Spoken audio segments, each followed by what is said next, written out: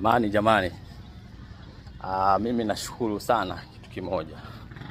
Unajua, nikikumbuka nyuma kidogo hapo mwaka 2012, 13, 14 mpaka kuja 15 hapo, ukishika simu kubwa smartphone, unaonekana kwanza wewe ni tajiri. Halafu sio tu tajiri, bali usalama wako upo hatarini.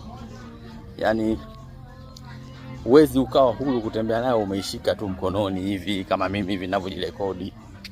Ni kitu ambacho kilikuwa ni tofauti kidogo.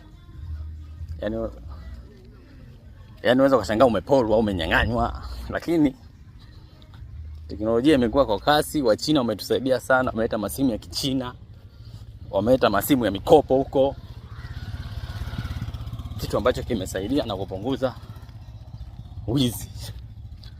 Kwa hiyo basi yote kwa yote ni maendeleo. Sasa hivi simu hauibiwi ovyo.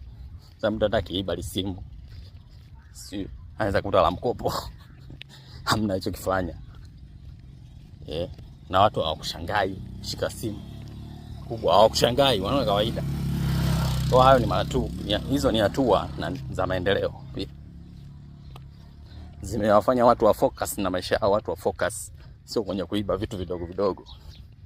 Simu imeonekana sasa hivi kuwa na simu kubwa sio maendeleo, ni matumizi tu ya simu, ni uamuzi.